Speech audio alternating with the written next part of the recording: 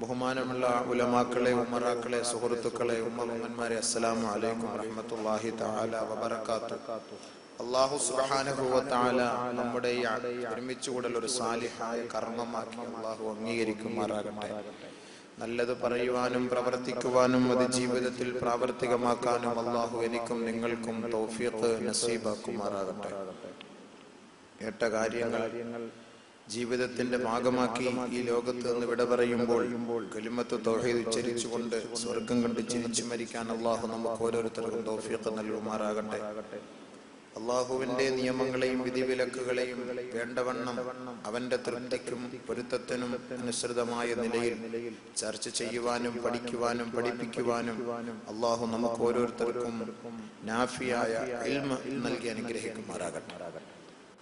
ബഹുമാനമുള്ള മുഅ്മിനീങ്ങളെ, ജീവിതത്തിന്റെ പല മേഖലകളും സഞ്ചരിക്കുന്ന നമുക്ക് മുസ്ലിം സമുദായത്തെ അപേക്ഷിച്ചിടത്തോളം പല മഹല്ലുകളിലും ഈ ഒരു കുടുംബ പ്രശ്നങ്ങളാൽ വീർപ്പുമുട്ടുന്ന ഒരവസ്ഥയാണ്. ഈ വിനീതൻ പല സ്ഥലങ്ങളിലും പ്രസംഗിക്കാൻ പോയപ്പോഴും ഒക്കെയുള്ള അനുഭവം കുടുംബ പ്രശ്നങ്ങളാണ്. അപ്പോ ദാമ്പത്യ ജീവിതം സുഗമമായ നിലയിൽ അള്ളാഹുവിനും റസൂലിനും ഇഷ്ടപ്പെട്ട നിലയിൽ നമ്മൾ മുന്നോട്ട് കൊണ്ടുപോകുന്നതിന് ഈ ഒരു സംഗമം നമുക്കതൊരു കാരണമാക്കി മാറ്റണം. അല്ലെങ്കിൽ നമ്മളൊക്കെ ഒരുമിച്ച് കൂടുന്നത് കൊണ്ട് വലിയ അർത്ഥമില്ല. ഇൽമുകൾ കേൾക്കുക, പഠിക്കുക, അമൽ ചെയ്യുക, മറ്റുള്ളവരിലേക്ക് എത്തിച്ചു കൊടുക്കുക. ദീനിന്റെ വിഷയങ്ങൾ പറയുമ്പോൾ നമുക്കതിൽ ലജ്ജിക്കേണ്ട കാര്യമില്ല. പരിശുദ്ധ ഖുർആനിൽ അല്ലാഹു സുബ്ഹാനഹു വ തആല ഉദാഹരിക്കുന്ന ഓരോ വിഷയങ്ങളും ഒരുപക്ഷെ ചെറിയ വിഷയങ്ങളാണ് അല്ലാഹു തആല ഉദാഹരിക്കുക. പരിശുദ്ധ ഖുർആനിൽ അല്ലാഹു തആല ഉദാഹരണത്തിന് ഒരു ഈച്ചയെ, കൊതുകിനെ ഉദാഹരിച്ചിട്ട് അല്ലാഹു പറയുന്നു, നാണക്കേട് എനിക്ക് എന്റെ ഭാഗത്തോ അല്ലെങ്കിൽ എന്റെ മഹത്വത്തിലോ അല്ലെങ്കിൽ എന്റെ പ്രതാപത്തിനോ എതിരല്ല. ലജ്ജ എന്ന് പറയുന്നത്, ഹഖ് പറയുന്നത്. പരിശുദ്ധ ഖുർആനിൽ അല്ലാഹു പറയുന്നു, ഇന്നല്ലാഹ ലാ യസ്തഹീ അയ്യദ്രിബ മസലൻ മാ ബഊദതൻ ഫമാ ഫൗഖഹാ. അല്ലാഹുക്ക് ലജ്ജയില്ല ഒരു ചെറിയ കൊതുകിനെ ഉദാഹരിക്കാൻ. അപ്പോ അറബികളൊക്കെ പറഞ്ഞു, കഷ്ടം, മുഹമ്മദിന്റെ ദൈവം നോക്കി കൊതുകിനെ ഉദാഹരണം. എന്നാ വലിയ ആനയൊക്കെ ഉണ്ടല്ലോ, ആനയൊക്കെ, ഒട്ടകവും ആനയൊക്കെ ഉണ്ട്, അതൊന്നും പറയാൻ കഴിവില്ലാതെ മുഹമ്മദിന്റെ ദൈവത്തിന്റെ വാക്ക് കിട്ടില്ല, കൊതുകിനെ ഉപമിക്കുന്നു. വേറെ ഒന്നും അറിഞ്ഞൂടാ. ആന എന്താ ഉദാഹരിക്കാഞ്ഞത്?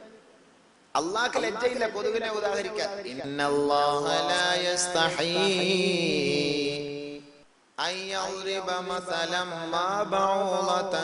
ഒരു കൊതുകോ അല്ലെങ്കിൽ അതിനേക്കാൾ കുറഞ്ഞ ഒരു ജീവിയോ പ്രശ്നമില്ല അല്ലാഹ്. കൊതുകിന്റെ ഗുണമല്ല ആനയ്ക്കുള്ളത്. ആന ഇങ്ങോട്ട് ഓടി വന്ന് ഒരുത്തനെ ചവിട്ടി കൊന്ന് അവന്റെ കൈ കാലൊക്കെ വലിച്ച് കീറി അവന്റെ ഇടപാടങ്ങ് തീർത്ത് പോയി. കൊതുക് അങ്ങനെയല്ല. നമ്മൾ ഇത്രയും പേരെ ഇടങ്ങേറാക്കാൻ ആ കൊതുക് സാഹിബിനെ കഴിയും. ഇത്രയും പേരെ പതുക്കെ സ്വസ്ഥമായിട്ട് നമ്മൾ യാത്ര ഒക്കെ കഴിഞ്ഞ് വന്ന് കിടന്നൊന്ന് ഉറങ്ങാന്ന് കരുതിയാലേ ഈ മൂപ്പിലാൻ വന്നിട്ട് എന്താ ചെയ്യുക? നല്ല കൊളസ്ട്രോൾ ഉള്ള ഭാഗത്ത് നോക്കിയിട്ട് പതുക്കെ ഒരു ഇഞ്ചക്ഷൻ ചെയ്യും.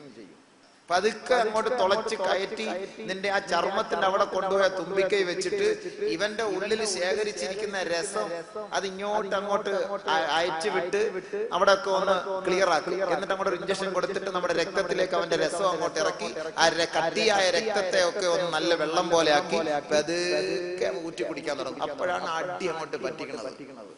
അത് പതുക്കെ. അതേപോലെ അമേരിക്കയിലുള്ള രോഗം ആനയെ കൊണ്ട് ഇവിടെ നമുക്ക് വ്യാപിപ്പിക്കാൻ കഴിയുമോ?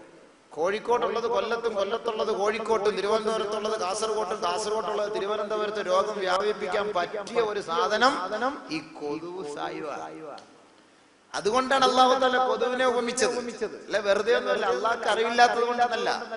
ആനയെ ഉപമിച്ച ഇതൊക്കെ നടക്കുമോ?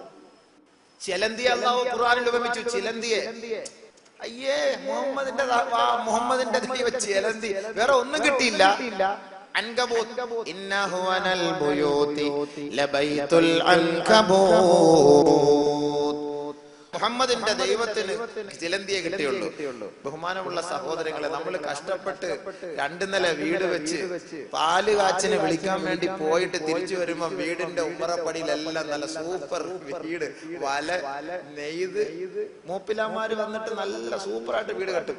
നമ്മൾ 6 മാസം 7 മാസം 2 വർഷം 3 വർഷം കൊണ്ടൊക്കെ ആയിരിക്കും ഒരു വീട് കെട്ടുക. ചിലന്തിയോ വീട് വെച്ചിട്ട് നമ്മൾ പെരവാസ്തോലിക്ക് വിളിക്കാൻ വേണ്ടി പോയിട്ട് തിരിച്ചു വരുമ്പോ വീടിന്റെ മുകളിലെല്ലാം ഈ വല പിടിച്ച് നോക്ക്, അവിടെ നോക്ക്, ഇവിടെ നോക്ക്, ഇവിടെ എല്ലാം നോക്ക്. എത്ര പുതിയ വീടാണെങ്കിലും ചിലന്തി അള്ളാഹ് ഊഹിക്കണോ വേണ്ടായോ? അപ്പൊ അള്ളാഹ്ക്ക് ബുദ്ധി ഇല്ല എന്നല്ല, ഇത് ചിന്തിക്കുന്ന നമുക്കാണ് ബുദ്ധി ഇല്ലാത്തത്. അള്ളാഹ്ക്ക് ഇതെല്ലാം. അള്ളാഹ്ക്ക് ഒരു ദീനിന്റെ വിഷയം പറയുന്നതിന് അള്ളാഹു സുബ്ഹാനഹു വ തആലയെ ലജ്ജിക്കേണ്ട ആവശ്യമില്ല. ഇന്നല്ലാഹ ലാ യസ്തഹി മിനൽ ഹഖ്.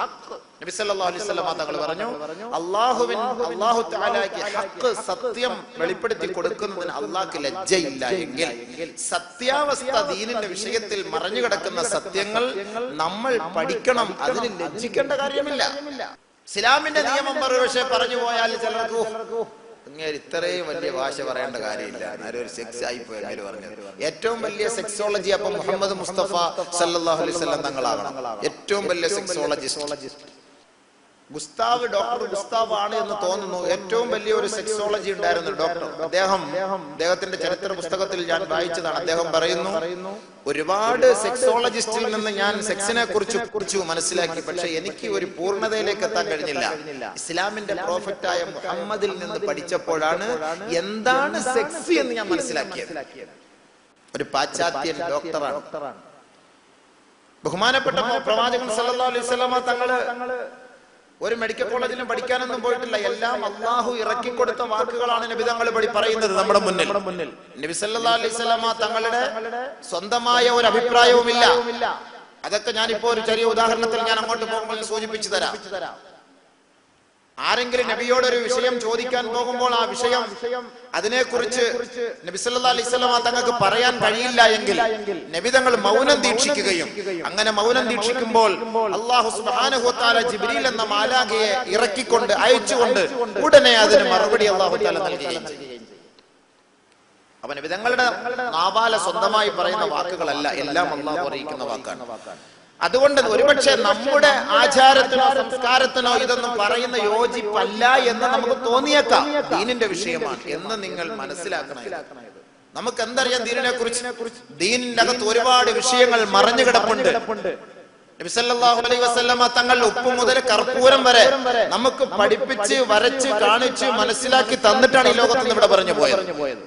അതുകൊണ്ടാണ് നബി തങ്ങളെ നോക്കിയിട്ട് അല്ലാഹു തആല പറഞ്ഞത്, അൽയൗമ അക്മൽതു ലക്കും ദീനക്കും വഅത്മംതു അലൈക്കും നിഅമതി വറളീതു ലക്കുമുൽ ഇസ്ലാമ ദീനാ.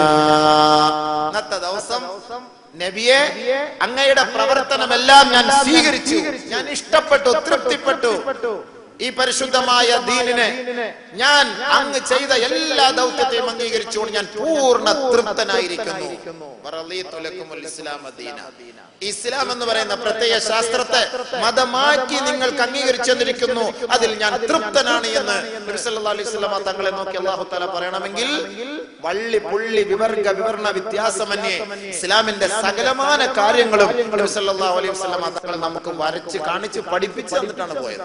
ഒരു വിഷയത്തിൽ പോലും ഇന്ന് പഞ്ഞമില്ല. ഒരു വിഷയത്തിന് പോലും നമുക്കിന്ന് പഞ്ഞമില്ല. എല്ലാ വിഷയങ്ങളും അതിൽ മർമ്മപ്രധാനമായ വിഷയമാണ് ദാമ്പത്യ ജീവിതം, കുടുംബ ജീവിതം, വൈവാഹിക ജീവിതം, ശാരീരിക ബന്ധം. ബഹുമാനമുള്ള സഹോദരങ്ങളെ, അതിനെക്കുറിച്ച് പഠിക്കണം, മനസ്സിലാക്കണം. എപ്പോഴാ പഠിക്കുക, എപ്പോഴാ അറിയുക? അതുകൊണ്ടത് മനസ്സിലാക്കി നമ്മുടെ ജീവിതം മുന്നോട്ട് കൊണ്ടുപോയാൽ തീർച്ച നാളെ റസൂലുള്ളാഹി സ്വല്ലല്ലാഹു അലൈഹി വസല്ലം തങ്ങളുടെ ശഫാഅത്ത് നമുക്ക് ലഭിച്ചേക്കാം. അല്ലാഹു അതിനെ എനിക്ക് നിങ്ങൾക്ക് തൗഫീഖ് നസീബാക്കട്ടെ. അതുകൊണ്ട് പറയുന്ന വിഷയങ്ങൾ ഖുർആനിന്റെയും ഹദീസിന്റെയും അടിസ്ഥാനത്തിൽ മാത്രമാണ്. അബൂബക്കറിന്റെ ഭാഗത്ത് നിന്ന് പറയൂല. പറയുമ്പോ തമാശ രൂപത്തിലൊക്കെ ഒന്ന് പറയും. അത് നിങ്ങൾക്ക് ഉറക്കം വരാതിരിക്കാനാണ്, എനിക്ക് ഉറക്കം വരൂല്ലോ. പിന്നെ വട ഇങ്ങോട്ട് കേൾക്കാൻ പറ്റാത്ത വരുമ്പോ പതുക്കെ റുക്കൂൽ കിടന്നേക്കണം. അതാണ് ഏറ്റവും നല്ലത്. റുക്കൂയിൽ അങ്ങ് കിടന്നേക്കണം. ഇച്ചിരി ലജ്ജ കാണുമല്ലോ സ്വാഭാവികമായിട്ട്. എനിക്ക് ഈ പറയുന്ന പോലെ ഈ വിഷയമൊക്കെ പറയുന്ന പോലെ ഇഷ്ടമല്ല, ലജ്ജയൊന്നുമില്ല ഈ വിഷയം. അതുകൊണ്ട് ഉസ്താദന്മാരൊക്കെ എന്നെയാ ഏൽപ്പിക്കുന്നത് ഇതേപോലുള്ള വിഷയങ്ങളൊക്കെ പറയാൻ. വേറെ ആരും ഷുക്കൂർ ഉസ്താദ് പോലും പറയില്ല. കാര്യം ഹക്കായ കാര്യം പറയണമല്ലോ. ദീനിന്റെ വിഷയങ്ങൾ പിന്നെ ആര് പറയും, എപ്പോൾ പറയും, എവിടെ വെച്ച് പറയും, മനസ്സിലാക്കണമല്ലോ അല്ലേ? അല്ലാഹു തആല മനസ്സിലാക്കാൻ തൗഫീഖ് നൽകട്ടെ. അവിടെ നമ്മളിപ്പോ അത്രയൊന്നും കടുപ്പിച്ചൊന്നും പറയണ്ട, അഡ്ജസ്റ്റ്മെന്റ് കൂടെ ഒക്കെ പോകാം ഇൻഷാ അല്ലാഹ്. അഡ്ജസ്റ്റ്മെന്റ് ആണല്ലോ എല്ലാ കാര്യങ്ങളും. ഖൈർ, അൽഹംദുലില്ലാ. അപ്പൊ നമ്മള് തുടങ്ങി വെച്ചത് ഹമലത്ത് ഹംലൻ ഖഫീഫ, ഖഫീഫ ലഘുവായ ഗർഭം അവൾ ധരിക്കുന്നു അല്ലേ? ലഘുവായ ഗർഭം അവൾ ധരിച്ചു. ഫലമ്മാ തഗശാഹാ ഹമലത് ഹംലൻ ഖഫീഫ ഖഫീഫൻ ഫമറത് ബിഹി, അവൻ അവളെ പൊതിയുമ്പോൾ പ്രാപിക്കുമ്പോൾ. അല്ലാഹുവിന്റെ ഉപയോഗമാണ് ഗശിയത്ത്, പൊതിയുക. അവൻ അവളെ പൊതിയുക. ഹമലത്ത് ഹംലൻ ഖഫീഫ, ലഘുവായ നിലയിൽ ഗർഭം ധരിക്കുന്നു അവൾ. കല്യാണം കഴിഞ്ഞു, ശാരീരികമായി ബന്ധപ്പെട്ടു, ഒന്നോ ഒരു മാസമോ അല്ലെങ്കിൽ ഒരു മാസത്തില് 1.5 മാസമോ ഒക്കെയായി മെൻസസ് പീരീഡ് ആവുന്നില്ല, കണ്ടില്ല, മനസ്സിലാകുന്നില്ല എങ്കിൽ ഇവള് മനസ്സിലാക്കണം. ചിലപ്പോ അത് ചിലപ്പോ ഒന്ന് അങ്ങോട്ടും ഇങ്ങോട്ടും ഒക്കെ ആകാം, മുമ്പാകാം, ചിലപ്പോ ഡേറ്റ് തെറ്റി വരാം. ഇങ്ങനെയൊക്കെ അവൾ തീരുമാനിക്കും. അത് ലഘുവായ ഗർഭത്തിന്റെ അടയാളമാണ്. ഇത് മനസ്സിലാക്കി കുറെ നാളായി, ശരി ഇതുവരെയ്ക്കും എനിക്ക് മെൻസസ് ആയിട്ടില്ല എങ്കിൽ നീ ചെയ്യേണ്ട ഉത്തരവാദിത്തം, നീ ഖഫീഫായ ഗർഭിണിയാണ്, ലഘുവായ നിലയിൽ ഗർഭം ധരിച്ചിരിക്കുകയാണ്, അതിന് തുടക്കം കുറിച്ചിരിക്കുകയാണ്. അപ്പോൾ ഇന്നത്തെ ആധുനിക നിയമം രീതിയൊക്കെ അനുസരിച്ച് നമ്മൾ അതിൻ്റെതായ ടെസ്റ്റ് വഴികളിലേക്ക് നമ്മൾ പോവുക. കേവലം 29-30 രൂപ കൊടുത്ത ഈ വെലോസിറ്റ് എന്ന് പറഞ്ഞ ചെറിയൊരു സാധനം കിട്ടും. അത് വാങ്ങി പൊട്ടിച്ചു നോക്കുമ്പോൾ അതിനകത്തൊരു ചെറിയ ഒരു കുഴി കാണും. അതിനകത്ത് ഒരു തുള്ളി മൂത്രം ബിസ്മിയും പറഞ്ഞ് അങ്ങോട്ട് വെച്ച് കഴിഞ്ഞാൽ നെഗറ്റീവ് ആണോ പോസിറ്റീവ് ആണോ എന്ന് മനസ്സിലാവും. ഇത് നമുക്കറിയാൻ പോയി. നമ്മൾ വലിയ DGA ഒക്കെ പോയി കണ്ട് ടിക്കറ്റ് ഒക്കെ എടുത്ത് കുറെ നേരം പ്രതീക്ഷിച്ചിരുന്ന് അവർ ഒരു ലാബിൽ ചെക്കിംഗ് ഒക്കെ ചെയ്ത് ഒരു അരമണിക്കൂറൊക്കെ നമ്മളവിടെ ഇരുത്തുമ്പോൾ ഒരു 150 രൂപ ബില്ല് വരുമ്പോഴേ നിനക്ക് നീ ഗർഭിണിയാന്നുള്ളത് പറഞ്ഞാൽ ബോധം വരുള്ളൂ. അതല്ലാതെ മെഡിക്കൽ സ്റ്റോറിൽ നിന്ന് ആരെങ്കിലും ഒരു 25 രൂപയുടെ സാധനം വാങ്ങിക്കൊണ്ടു നീ ഗർഭിണിയാന്ന് പറഞ്ഞാൽ ഒന്നും എനിക്കത് വിശ്വസിക്കാൻ പറ്റൂല.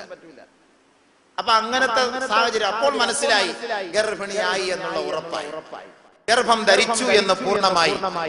അല്ലാഹു തആല അടുത്തപടിയായിട്ട് പറയുകയാണ്, അപ്പൊ ലഘുവായ ഗർഭിണിയായിരുന്ന ഇവൾ ഈ ടെസ്റ്റോ കാര്യങ്ങളോ ഒക്കെ മനസ്സിലാക്കി കഴിഞ്ഞതിന് ശേഷം പൂർണ്ണമായി ഇവൾ ഉറപ്പായി. അല്ലാഹു തആല പറയുന്നു, ഫലമ്മാ അഫ്ഖലത്, അവൾ ഗർഭിണിയായി എന്ന് ഉറപ്പായാൽ, സഖീല കെട്ടിയായി എന്ന് പറഞ്ഞാൽ ഉറപ്പായി സംഭവം. നേരത്തെ സംശയമായിരുന്നു. രണ്ടുപേരും പിന്നെ അടുത്ത ഡ്യൂട്ടി എന്താണ്? ഗർഭിണിയാകുമ്പോൾ രണ്ടുപേരും കൂടെ പതുക്കെ ഒരു കസേരയൊക്കെ എടുത്തിട്ട് മൂലയിൽ വന്നിരുന്നിട്ട് ചർച്ചയായിരിക്കും. എന്തൊരു കുട്ടിയായിരിക്കും, ആഗ്രഹം ഏതാ, ആൺകുട്ടിയാണോ പെൺകുട്ടിയാണോ, ഇഷ്ടമേതാ, അതാ ചർച്ച അല്ലേ? ചർച്ച അതാണ്, ആൺകുട്ടിയാണോ പെൺകുട്ടി. പറയും എനിക്ക് പെൺകുട്ടി മതി, ചുമ്മാ ആയിരിക്കും ചെള്ളൊരു കുത്തു കൊടുത്തിട്ട്. പക്ഷെ പെണ്ണിന് എന്തിനുള്ള, ആൺകുട്ടിയല്ലേ നല്ലത്, ആൺകുട്ടിയല്ലേ നല്ലത്, അങ്ങനെയല്ലേ നിയത്ത്. ആണാണോ വേണ്ടത്, പെണ്ണാണോ വേണ്ടത്, ഞാൻ ഇപ്പൊ ഹദീസ് ഓതിക്കേരാം ഇൻഷാ അല്ലാഹ്. അപ്പൊ അങ്ങനെ എല്ലാവരുടെയും ആഗ്രഹം അതാണ്, എല്ലാവരുടെയും ആഗ്രഹം അതാണ്. ആണ് പെണ്ണിന് തന്നെ പെണ്ണിനോട് ഇഷ്ടമില്ല. മെഡിക്കൽ കോളേജിലോ SATയിലോ അല്ലെങ്കിൽ ഏതെങ്കിലും ഗവൺമെന്റ് ഹോസ്പിറ്റലിലോ പോയി പെണ്ണിന് അവളുടെ ഗർഭം എടുത്ത് ഓപ്പറേഷൻ ചെയ്ത് 2-3 ഓപ്പറേഷനായി, ഇനി അല്ല ഞാൻ നിർത്താൻ പാടില്ല, ഞങ്ങളുടെ ഇസ്ലാമിന്റെ നിയമമാണെന്നൊക്കെ പറഞ്ഞാൽ നഴ്സുമാർ പറയും അൺഹാപ്പി പേഷ്യന്റ്, നിനക്ക് ഇനിയും പെണ്ണായിരിക്കും വരുന്നത്, പ്രാവിയാ വരുന്നത്, പ്രാവിട്ടാക്കൊണ്ട് വിടുക, നിനക്ക് സന്തോഷമില്ലാത്ത പെണ്ണിനോട്. ഈ പെണ്ണുങ്ങൾക്ക് തന്നെ ഇത്ര ക്രൂരത, അയ്യേ കഷ്ടം. സ്വന്തം ഇനത്തോട് തന്നെ ഇത്രയ്ക്കും ക്രൂരത കാണിക്കുന്ന പെണ്ണുങ്ങൾ. പക്ഷെ ഇസ്ലാം നല്ല മാനം അവർക്ക് നൽകിയിട്ടുണ്ട്, ഇസ്ലാം നല്ല സ്ഥാനം അവർക്ക് നൽകിയിട്ടുണ്ട്. അതുകൊണ്ട് ബഹുമാനമുള്ള സഹോദരങ്ങളെ, പെണ്ണിനോട് വെറുപ്പ് കാണിക്കണ്ട. എങ്ങനെ ദുആ ചെയ്യണമെന്ന് അല്ലാഹു തആല പഠിപ്പിച്ചിരുന്നുണ്ട്. നമുക്ക് ആ ഭാഗത്തെ കടക്കുന്നതിന് മുമ്പ് ഇവളെ പ്രാപിക്കുമ്പോൾ, ബഹുമാനമുള്ള സഹോദരങ്ങളെ, ശാരീരികമായി പ്രാപിക്കുമ്പോൾ, ബന്ധപ്പെടുമ്പോൾ ഇസ്ലാം നമുക്ക് ചില നിയമങ്ങളും വരമ്പുകളും നമുക്ക് പഠിപ്പിച്ച് മനസ്സിലാക്കി തന്നിട്ടുണ്ട്. ഇന്ന് കൂടുതൽ ഞങ്ങളൊക്കെ നിക്കാഹ്, ഈ തലാഖിന്റെ വിഷയങ്ങൾ ചർച്ച ചെയ്യുമ്പോൾ ചില സഹോദരങ്ങളിൽ നിന്ന് ഞങ്ങൾ മനസ്സിലാക്കുന്നത്, വിവാഹം കഴിച്ചു കൊണ്ടുപോയി പെണ്ണിനെ കൊണ്ടുപോയി മഞ്ഞ കാസറ്റ് ഇട്ട് കാണിച്ചു കൊടുത്തുകൊണ്ട് നികൃഷ്ടമായ മൃഗീയമായ നിലയിൽ എങ്ങനെയാണോ പാശ്ചാത്യന്മാർ ശാരീരികമായി ലൈംഗിക വീഴ്ച നടത്തുന്നത്, ആ കാടൻ സംസ്കാരം, കാടൻ സമ്പ്രദായം ഇന്ന് നമ്മുടെ യുവാക്കളിൽ കാണുന്നു. ആ കാരണത്താൽ കല്യാണം കഴിഞ്ഞ് 1 മാസം 2 മാസം 3 മാസം വരെയായ നവ ദമ്പതികൾ വിവാഹബന്ധം വേർപെടുത്തുന്ന ഒരു സാഹചര്യം നമ്മുടെ ഈ കൊല്ലം ജില്ലയിൽ തന്നെ സംഭവിച്ചിട്ടുണ്ട്, നടന്നുകൊണ്ടിരിക്കുന്നു, ചർച്ചയിലിരിക്കുന്നു. ബഹുമാനമുള്ള സഹോദരങ്ങളെ, സ്ത്രീകളോട് സമീപിക്കേണ്ടത് മൃഗീയ രീതിയിലല്ല, മൃഗീയ പീഡനമല്ല. പാശ്ചാത്യന്മാരല്ല നമുക്ക് ലൈംഗിക വീഴ്ച നടത്തേണ്ടത് എങ്ങനെയെന്ന് പഠിപ്പിച്ചു തന്നത്. നീ നിന്റെ ഭാര്യയെ സമീപിക്കേണ്ടത് എങ്ങനെയെന്ന് വ്യക്തമായ നിലയിൽ പരിശുദ്ധ പ്രവാചകൻ പഠിപ്പിച്ചു തന്നതുപോലെ ലോകത്ത് ഒരു ശാസ്ത്രജ്ഞനും ഒരു ഗവേഷകനും ഒരു പാശ്ചാത്യനും ഒരു പൗരസ്ത്യനും പഠിപ്പിച്ചു തരാൻ കഴിയില്ല. പരിപൂർണമായ നബി സല്ലല്ലാഹു അലൈഹി വസല്ലം തങ്ങൾ പഠിപ്പിച്ചു തന്നു. 1 മണിക്കൂർ കൊണ്ട് 11 ഭാര്യമാരോട് പോകാനുള്ള കഴിവ് അല്ലാഹു റസൂൽ നൽകി. 1 മണിക്കൂർ കൊണ്ട് മിനൽ ലൈലി വന്നഹാരി. സഹാബാക്കളോട് ചോദിച്ചു, ഇത് ഭയങ്കരമാണല്ലോ, ഇത് എങ്ങനെ ഇപ്പൊ 1 മണിക്കൂർ കൊണ്ട് 11 പേരോടൊക്കെ നബി തങ്ങൾ പോയത്? അപ്പൊ ഖത്താദ റളിയല്ലാഹു അൻഹു നബിയോട് പോയി നേരത്തെ ചോദിച്ചു വെച്ചിട്ട് കൊണ്ടായിരുന്നല്ലോ. അപ്പൊ കൂട്ടുകാരോട് പറഞ്ഞപ്പോ അത് ഞാൻ നബിയെടുത്ത് ചോദിച്ചിട്ടുണ്ട്. അപ്പൊ 30 പേരുടെ ഖുവത്ത് എനിക്ക് നൽകപ്പെട്ടിട്ടുണ്ട് എന്ന് നബി സല്ലല്ലാഹു അലൈഹി വസല്ലം തങ്ങൾ പറഞ്ഞാണ് ഞാൻ കണ്ടു. 30 പേരുടെ ഖുവത്താണ് റസൂലുള്ളാഹി സ്വല്ലല്ലാഹു അലൈഹി വസല്ലം. സ്വർഗ്ഗത്തിൽ നമ്മുടെ ഖുവത്ത് എത്ര? 100 പേരുടെ ഖുവത്താ സ്വർഗ്ഗത്തില്. ഇപ്പൊ ഉപ്പുപ്പമാരെ കൊളസ്ട്രോൾ കയറി ഇരിക്കല്ലേ, ഊതിയ അപ്പോഴേ താഴെ വീഴും. ഇപ്പോഴത്തെ സാഹചര്യം അങ്ങനെയാണ്. പക്ഷെ സ്വർഗത്തിലോ 100 പേരുടെ സ്ഥാനമാണ് ഒരാൾക്ക്, 100 പേരുടെ ശക്തി. ഒരു ഭാര്യയും ഒരു ഭർത്താവും ലൈംഗികമായി ബന്ധപ്പെട്ടാൽ അതിന്റെ ദൈർഘ്യം 1 വർഷം വരെയാണ്. 1 വർഷം വരെയാണ്. 1 വർഷം വരെ. അവിടുത്തെ രീതി അങ്ങനെയാണ്, ആസ്വദിക്കലാണ്, ആവശ്യം പൂർത്തീകരിക്കലല്ല. സ്വർഗത്തിലെ അവസ്ഥ എന്ന് പറഞ്ഞാൽ എന്താണ്? നമുക്ക് അല്ലാഹു സുബ്ഹാനഹു വ തആല സ്വർഗത്തിലേക്ക് കടക്കുന്നതിന് മുമ്പ് പടച്ചവൻ നമുക്ക് നല്ല ഒരു വിരുന്ന് സൽക്കാരം നടത്തും.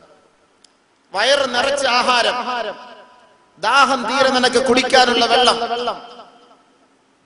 ഇതേപോലെ നിനക്ക് ഹൂറലീങ്ങളുമായിട്ടുള്ള ഒരു ബന്ധം, ഇതെല്ലാം അല്ലാഹു തന്നു മൊത്തം അങ്ങോട്ട് തീർക്കും.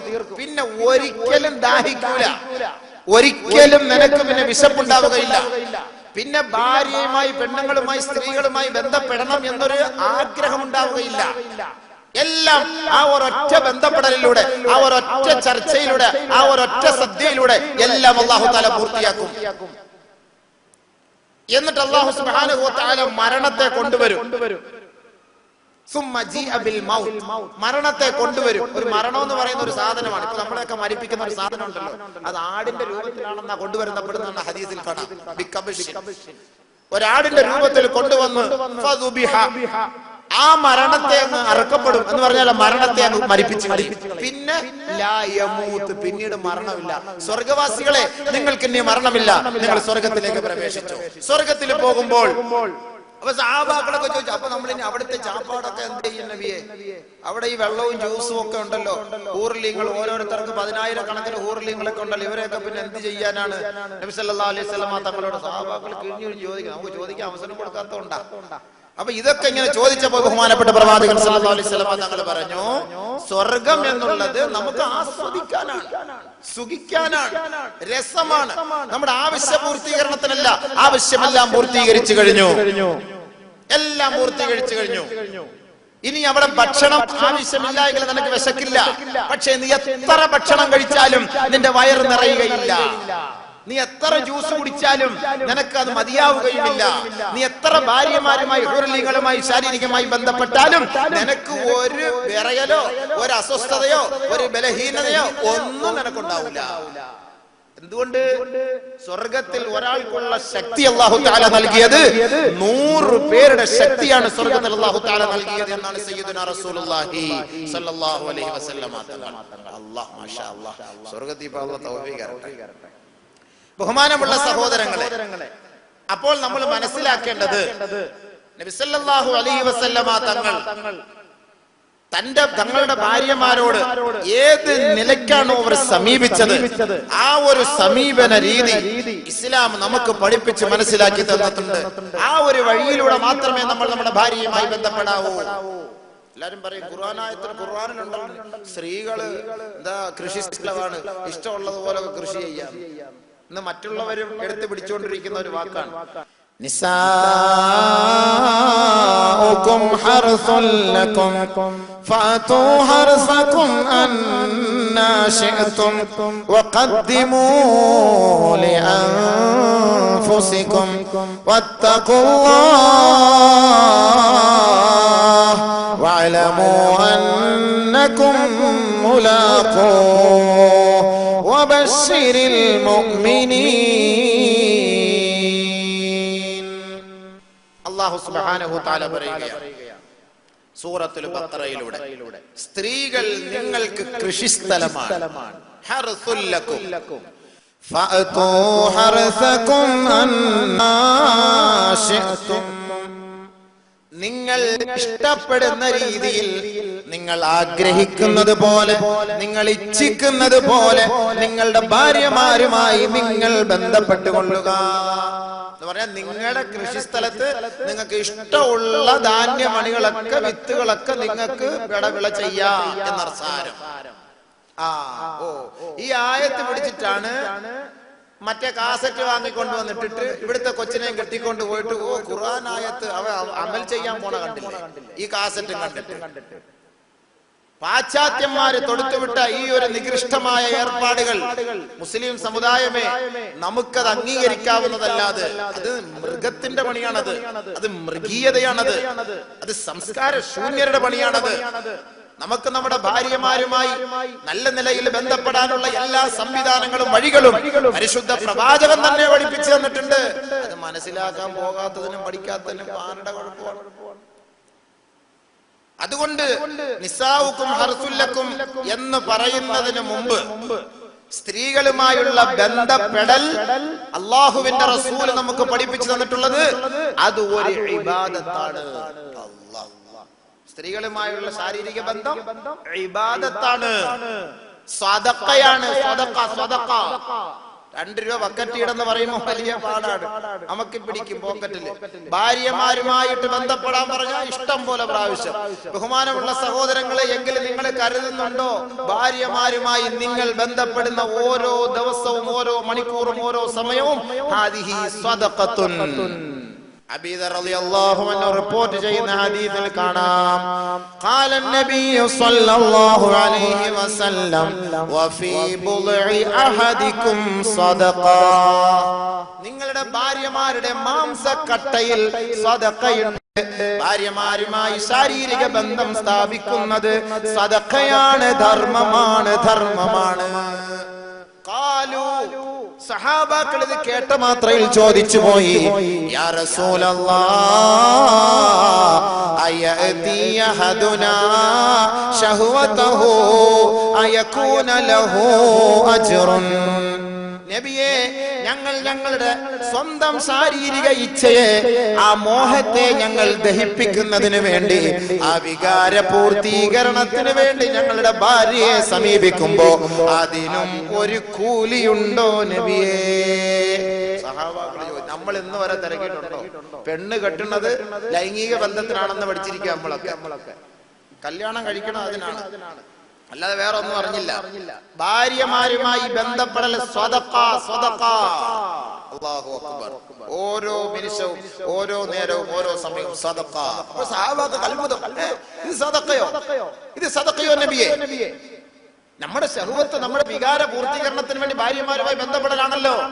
ഖാലൻ നബിയു സ്വല്ലല്ലാഹു അലൈഹി വസല്ലം, ഇത് കേട്ടപ്പോ പ്രവാചകൻ ഒന്നുകൂടി വിവരിച്ചു കൊടുത്തു.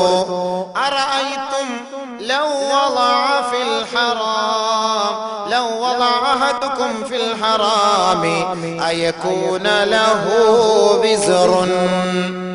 നീ നിന്റെ ഇന്ദ്രിയത്തുള്ളി ഹറാമായ ഒരു ഗർഭപാത്രത്തിലേക്ക് കൊണ്ട് ഇറ്റിച്ചാൽ അതിന്റെ പേരിൽ നിനക്ക് ശിക്ഷയുണ്ടോ എന്ന് പ്രവാചകൻ സഹാബാക്കളോട് ചോദിച്ചപ്പോ സഹാബാക്കൾ പറഞ്ഞു, നഅം യാ റസൂലല്ലാഹ്, ഉണ്ട് നബിയേ ഉണ്ട്.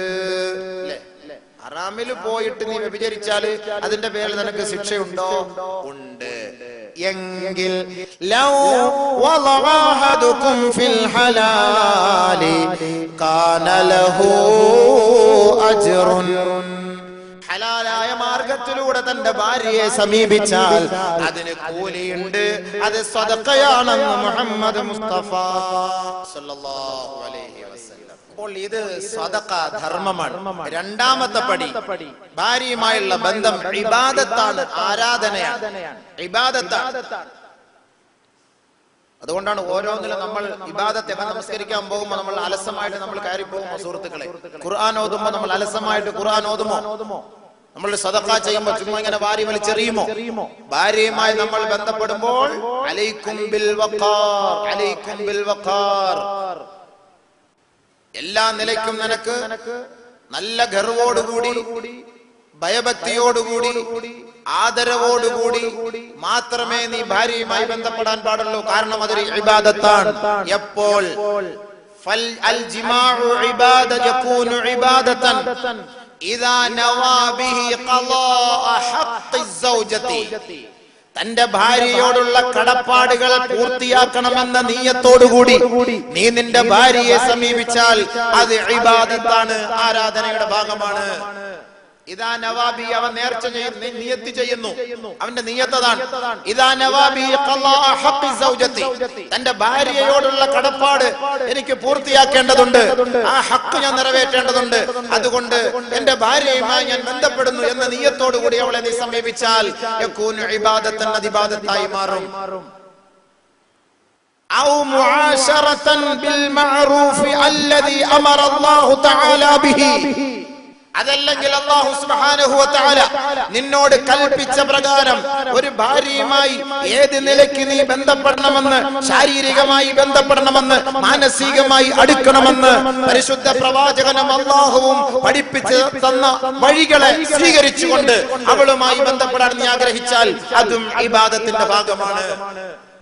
ഔ തലബ വലദിൻ സാലിഹിൻ, സാലിഹായ ഒരു കുട്ടിയെ ആഗ്രഹിച്ചുകൊണ്ടുള്ള ശാരീരിക ബന്ധമാണെങ്കിൽ യകൂനു ഇബാദത്തൻ, അത് ആരാധനയുടെ ഭാഗമാണ്.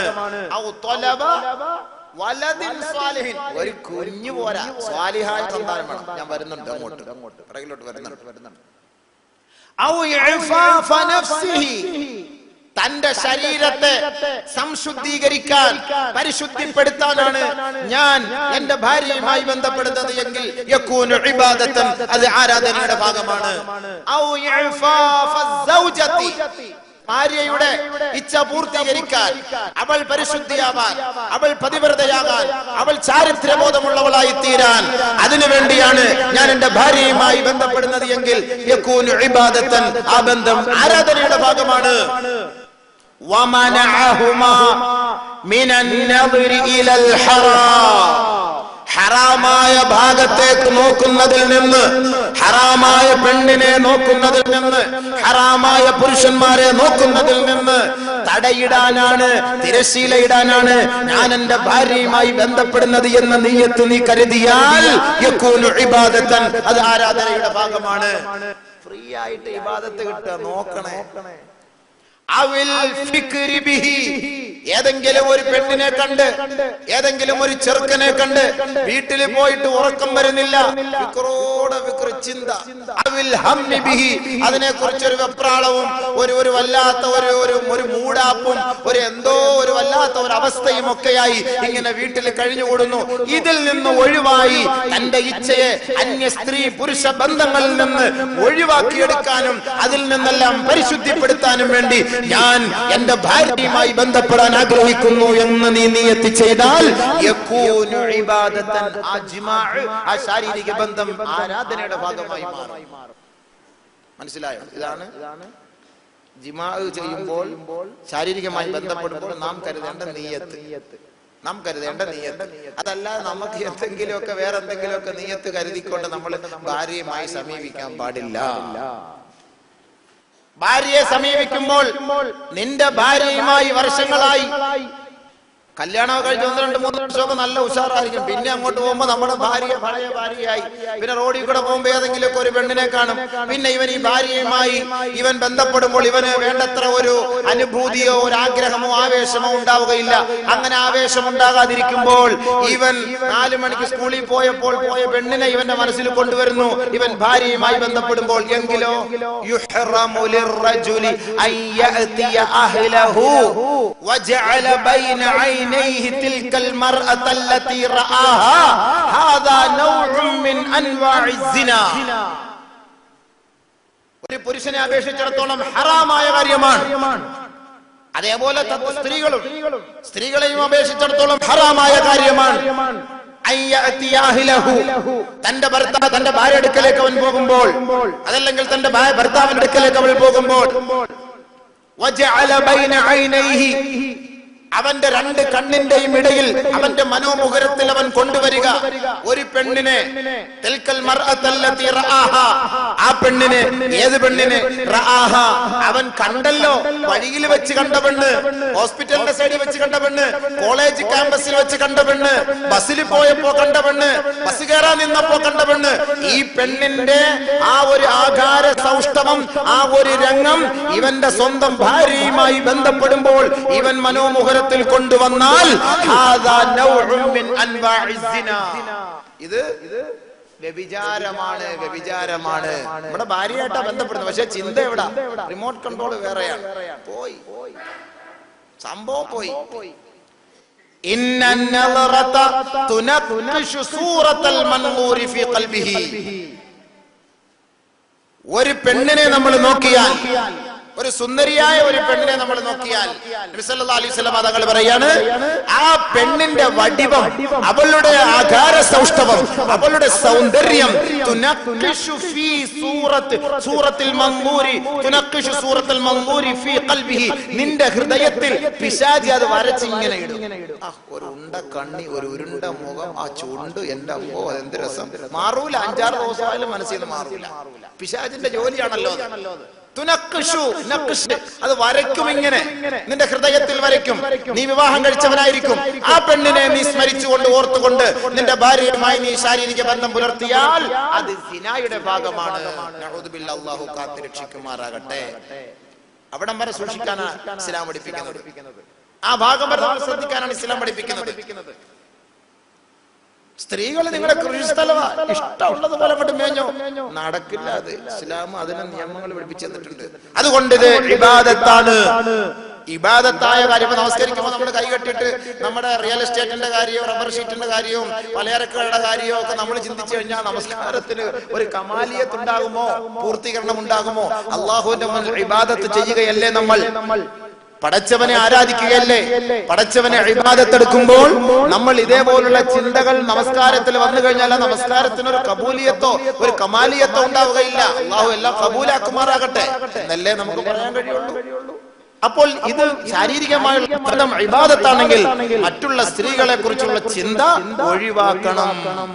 ഇല്ലെങ്കിൽ അത് സിനായുടെ ഭാഗമായി പോകും. അല്ലാഹു തആല കാത്തുരക്ഷിക്കുമാറാകട്ടെ. ബഹുമാനമുള്ള സഹോദരങ്ങളെ, ഇനി അല്ലാഹു സുബ്ഹാനഹു വ തആല പരിശുദ്ധ ഖുർആനിലൂടെ ഇവിടെ അവതരിപ്പിച്ച സ്ത്രീകൾ നിങ്ങളുടെ കൃഷിസ്ഥലമാണ്, അതുകൊണ്ട് നിങ്ങൾ ഇഷ്ടമുള്ളതുപോലെ മേഞ്ഞുകൊള്ളുക എന്ന് അല്ലാഹു ഇവിടെ പറഞ്ഞത് ഈ ആയത്ത് ഇറങ്ങാൻ പല പശ്ചാത്തലങ്ങളും സഹാബാക്കൾ ഹദീസിൽ നമുക്ക് വിവരിച്ചു തരുന്നുണ്ട്. പല പശ്ചാത്തലങ്ങളുമുണ്ട്. ബഹുമാനപ്പെട്ട ജാബിർ റളിയല്ലാഹു അൻഹു റിപ്പോർട്ട് ചെയ്യുന്ന ഹദീസിൽ കാണാം, ഇന്നർ റജുല ഇദാ അതാ അഹ്ലഹു വഹിയ മുജബ്ബിയത്തുൻ ജാഅ വലദുഹു അഹ്വല കദാ ഖാലത്തിൽ യഹൂദ്. ജൂതന്മാരും നസ്രാണികളും യഹൂദികൾ പറഞ്ഞു പരത്തി മുസ്ലിങ്ങളുടെ അടുത്ത് പോയിട്ട് ഇന്നർ റജുല ഇദാ അതാ അഹ്ലഹു വഹിയ മുജബ്ബിയത്തുൻ കാൻ ജാഅ വലദുഹു വഹവല. നിന്റെ ഭാര്യ പിന്തിരിഞ്ഞു നിൽക്കുമ്പോൾ, തിരിഞ്ഞു നിൽക്കുമ്പോൾ ഭാര്യയുടെ പിൻഭാഗത്തുകൂടി നീ ശാരീരിക ബന്ധം പുലർത്തിയാൽ ജാഅ വലദുഹു അഹ്വല, അതിലൂടെ വരുന്ന സന്താനം കോങ്കണ്ണുള്ള സന്താനമായിരിക്കും. പറഞ്ഞു വരുത്തി ജൂതന്മാര്. ബഹുമാനമുള്ള സഹോദരങ്ങളെ, ജാബിർ ഇബ്നു അബ്ദുല്ലാഹ് റളിയല്ലാഹു തആല റിപ്പോർട്ട് ചെയ്യുന്ന ഹദീസിൽ കാണാം, അന്നൽ യഹൂദ ഖാലു ലിൽ മുസ്ലിമീന മൻ അതാ ഇംറഅതൻ വഹിയ മുദ്ബിറത്തുൻ ജാഅൽ വലദു അഹ്വല. മുസ്ലിമീങ്ങളെ പോയി ഇടങ്ങേറാക്കാൻ വേണ്ടി ജൂതന്മാര് പോയിട്ട് പറഞ്ഞു, നിങ്ങൾ ആരെങ്കിലും നിങ്ങളുടെ ഭാര്യമാരുടെ പിൻഭാഗത്തു കൂടി നിങ്ങൾ പ്രവേശിച്ചാൽ തീർച്ച അതിലൂടെ ഉണ്ടാകുന്ന സന്താനങ്ങൾ കോങ്കണ്ണന്മാരായിരിക്കും. കോങ്കണ്ണന്മാരോ കോങ്കണ്ണികളോ. അപ്പൊ ഈ കോങ്കണ്ണും കോങ്കണ്ണികളൊക്കെ അങ്ങനെ ആണെന്ന് നിങ്ങൾ ധരിക്കരുത്. ഞാൻ പറഞ്ഞ തീരുമാനങ്ങള് മനസ്സിലാക്കാവൂ. വേണമെങ്കിൽ എടാ ഉസ്താദ് പറഞ്ഞ പോലെ അങ്ങനെ ധരിച്ചേക്കല്ലേ പഠിച്ചവരെ. അങ്ങനെ അർത്ഥ വ്യത്യാസങ്ങളുണ്ട്. അത് എന്തിനാണ് അവരങ്ങനെ പറഞ്ഞത്, അത് നബി അങ്ങനെ തിരുത്തി, അതല്ലേ നമ്മൾ മനസ്സിലാക്കേണ്ടത്. വഹിയ മുദ്ബിറത്തുൻ മുജബ്ബിയത്തുൻ എന്നൊക്കെ പറഞ്ഞാൽ പിന്തിരിഞ്ഞു നിൽക്കുക ഭാര്യമാർ. പ്രത്യേകിച്ച് ഭാര്യമാര്, ഭാര്യ എന്നുള്ള സ്ത്രീകൾ എന്നൊക്കെ പറയുമ്പോൾ പിറകിൽ നിൽക്കുമ്പോൾ, ഒരു തിരിഞ്ഞു നിൽക്കുമ്പോൾ ഒരു പ്രത്യേകമായ ഇന്നൽ മർഅത തുഖ്ബിലു ഫീ സൂറത്തി ശൈത്താൻ വതുദ്ബിറു ഫീ സൂറത്തി ശൈത്താൻ. ചെറുപ്പക്കാരെ എന്നെ ചിരിപ്പിക്കാൻ നിൽക്കുക. പറഞ്ഞിങ്ങനെ പോവുകയാണ്. ഞാനും ചിരിച്ചു പോയി, ആകെ ഇടങ്ങേറായി പോയി. നിങ്ങൾ മിണ്ടാതിരുന്നില്ലെങ്കിൽ ഞാൻ റൂട്ട് മാറ്റിക്കളയും. വിഷയം പറഞ്ഞ് മനസ്സിലാക്കി കൊടുക്കണ്ടേ. നിങ്ങളിട്ട് എന്നെ ചിരിപ്പിച്ച ഞാൻ ചിരിച്ചു. ഇന്നൽ മർഅത തുഖ്ബിലു ഫീ സൂറത്തി ശൈത്താൻ. സ്ത്രീ അവൾ നമ്മളിനെ അഭിമുഖീകരിച്ചു വരുമ്പോൾ അത് പിശാചിന്റെ രൂപത്തിലായിരിക്കും വരിക. എന്ന് പറഞ്ഞാൽ അവളുടെ ശരീരഭാഗങ്ങളും അവയവങ്ങളും ഒക്കെ കാണുമ്പോൾ നമുക്ക് വല്ലാത്ത ഒരു അനുഭൂതി അനുഭവപ്പെടും. പിശാച് മൂപ്പില വലിയ ശൈത്താനല്ലേ പഹയൻ. ആഖിറത്തിലും കാണുമ്പോൾ ആദ്യം ഇവനെ കിട്ടി നമുക്ക് 2 അടി കൊടുക്കണം. നമ്മളെ മുഴുവൻ ഇടങ്ങേറിലാക്കണ പോലെ പിടിച്ചത്. അപ്പൊ ഇങ്ങോട്ട് വരുമ്പോ നമുക്കൊന്ന് തോന്നിപ്പോന്ന് നോക്കാൻ. ഇനി വേണ്ട, മറിച്ച് തിരിച്ചു പോയാലോ,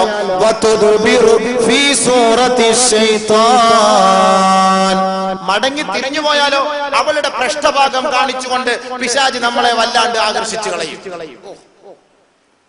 അതും അപ്പോൾ പിശാചിന്റെ ഒരു ഭാഗമാണത്. അതാണല്ലോ മൂസാ നബി അലൈഹി സ്വലാത്തു വസ്സലാം 2 പെൺകുട്ടികൾ വന്ന് വെള്ളം കോരാതെ അങ്ങോട്ട് സൈഡിൽ മാറി നിന്നപ്പോ മൂസാ നബി അലൈഹി സ്വലാത്തു വസ്സലാം പോയിട്ട് ഞാൻ കോരി തരാന്ന് പറഞ്ഞ് വെള്ളമെല്ലാം കോരി കൊടുത്തു. നിങ്ങൾ പോയിക്കോ നിങ്ങൾ അവിടം വരെ കൊണ്ടാക്കാന്ന് പറഞ്ഞ് അവരിങ്ങനെ ആദ്യം നടന്നു. മൂസാ നബി പിറകെ നടന്നു. പെണ്ണുങ്ങളുടെ പിറകെ നടന്ന ശരിയാവൂല എന്ന് മനസ്സിലാക്കി കൈയടിച്ച് വെണ്ണ അവിടെ നില്ല ഞാൻ ഫ്രണ്ടിൽ പോവാ, നീ ബാക്കി വാ. നമ്മളാണെങ്കിൽ നീ മുന്നിൽ ഞാൻ പറയും വരാൻ. അങ്ങനുണ്ട്. അവളുടെ ബാക്ക് ഭാഗങ്ങളോ അല്ലെങ്കിൽ പിൻഭാഗങ്ങളോ കാണുമ്പോൾ ഇവന് എന്തെന്നില്ലാത്ത ഒരു ആവേശം ഉണ്ടായി. അതൊരു വലാലിയത്തിലേക്ക് പോയി, സിനായിലേക്ക് പോയി വീഴുമെന്ന് ഭയപ്പെട്ടിട്ടാണ് ബഹുമാനപ്പെട്ട മൂസാ നബി അലൈഹി സ്വലാത്തു വസ്സലാം അവരെ പുറകിലാക്കിയിട്ട് ഇദ്ദേഹം ഫ്രണ്ടിലായത്. നമ്മൾ ബസ്സിൽ കയറിയാലും മുമ്പിൽ പോകില്ല, പുറകിലേക്കുള്ളൂ. അല്ലാഹു കാത്തിരക്ഷിക്കട്ടെ. ബഹുമാനമുള്ള സഹോദരങ്ങളെ, ഇങ്ങനെ ആരെങ്കിലും നിങ്ങളുടെ ഇറങ്ങി പുറപ്പെട്ടു, റോഡിലൂടെ പോയി ഈ സൂറത്ത്, ഈ പിശാചിന്റെ സൂറത്തിൽ ഒരു പെണ്ണിനെ നിങ്ങൾ കണ്ടാൽ, ഇങ്ങനത്തെ രൂപത്തിൽ പെണ്ണിനെ കണ്ടാൽ, നബി തങ്ങൾ പറഞ്ഞ വാക്കാണ് ഇതല്ല. ഇങ്ങനെയാണ് സ്ത്രീകളുടെ വരവും പോക്കും ഒക്കെ. അങ്ങനെ ഉള്ള പോക്ക്. അപ്പൊ തുഖ്ബിലു ഫീ സൂറത്തി ശൈത്താൻ വതുദ്ബിറു ഫീ സൂറത്തി ശൈത്താൻ. ഇദാ റആ അഹദുകും ഇംറഅതൻ, നിങ്ങൾ ആരെങ്കിലും അങ്ങനെ ഒരു പെണ്ണിനെ കണ്ടാൽ, തുഅ്ജിബുഹു, അവനെ ആശ്ചര്യപ്പെടുത്തുന്ന തരത്തിലുള്ള ഒരു പെണ്ണിനെ അവൻ കണ്ടാൽ, ഫൽയഖും ഇലാ അഹ്ലിഹി, അവന്റെ ഭാര്യയുടെ അരികിലേക്ക് അവൻ എഴുന്നേറ്റ് പോകട്ടെ.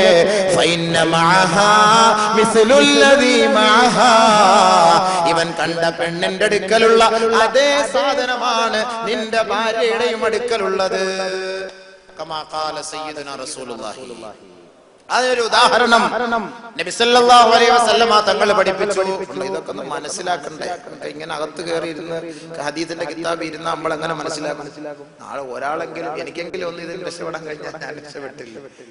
ബഹുമാനമുള്ള സഹോദരൻ നബി സല്ലല്ലാഹു അലൈഹി വസല്ലമ തങ്ങൾ ഇറങ്ങി പുറപ്പെട്ടപ്പോൾ റോഡിലൂടെ നടന്നു പോവാ.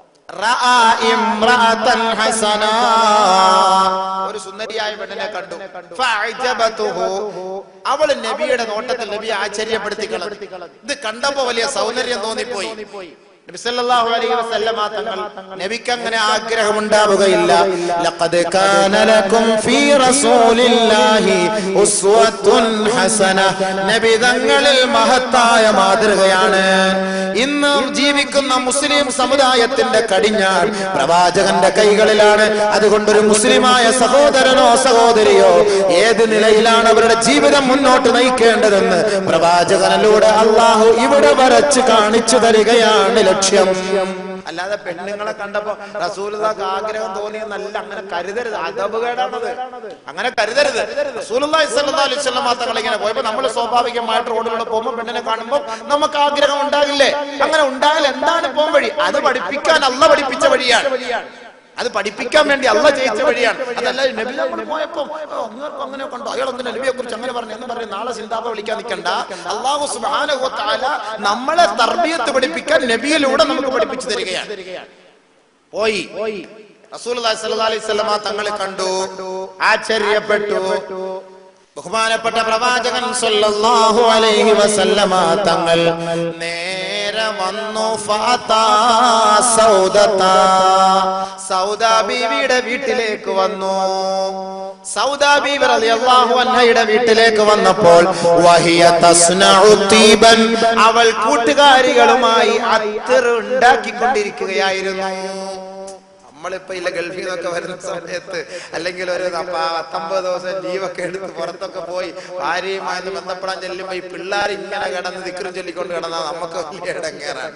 നമ്മളിങ്ങനെ കയ്യൊക്കെ അങ്ങോട്ട് പറഞ്ഞു അല്ല പറയാൻ പറ്റും. മക്കളെ പോയി കളിയടാക്കള, ബിസ്ക്കറ്റ് നാടാ പോയി കളിയടാ. ഇല്ല, ഞാൻ വാപ്പിച്ചിയുടെ കൂടെ ഇരിക്കത്തുള്ളൂ. ഇടങ്ങേറായി ഇത്രയും നാളും കാണാതിരുന്നല്ലേ. അവന് വാപ്പിച്ചിയുടെ വിട്ടുപോലെ ഇവനാണെങ്കിൽ ഒരുപാട് ആവേശമായിട്ട് അവിടെ ഇങ്ങോട്ട് വരികയാണ്. അപ്പൊ എന്താ ചെയ്യാ? രാവിലെ ഫ്ലൈറ്റിൽ ഇറങ്ങി ഇവിടെ വന്ന് രാവിലെ 10 മണിക്ക് വന്ന് ഇനി രാത്രി വരെ നോക്കിയിരിക്കാൻ പറ്റുമോ? അപ്പൊ ഇങ്ങനെയുള്ള വല്ലാത്ത ഒരു ആവേശം. അപ്പൊ അതുകൊണ്ട് റസൂലുള്ളാഹി സ്വല്ലല്ലാഹു അലൈഹി വസല്ലം തങ്ങൾ വീട്ടിലേക്ക് വന്നപ്പോൾ സൗദാ ബീവിയും കൂട്ടരും എല്ലാം കൂടെ അത്തർ ഇങ്ങനെ എല്ലാം ഉണ്ടാക്കിക്കൊണ്ടിരിക്കുകയാണ്. അത്ര ഉണ്ടായിക്കൊണ്ടിരിക്കുന്നു.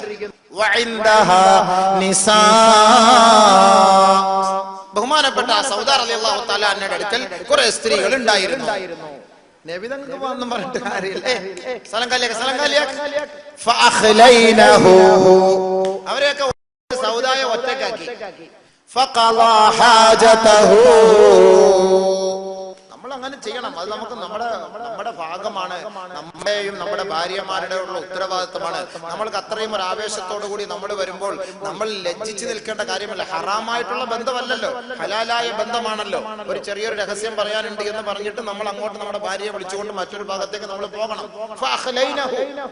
അവരെല്ലാം കാലിയാക്കി, അവരെ ഒഴിവാക്കി ഒറ്റയ്ക്ക് മുറിയിലേക്ക് കൊണ്ടുവന്ന് തന്റെ ആവശ്യം പൂർത്തീകരിച്ചു.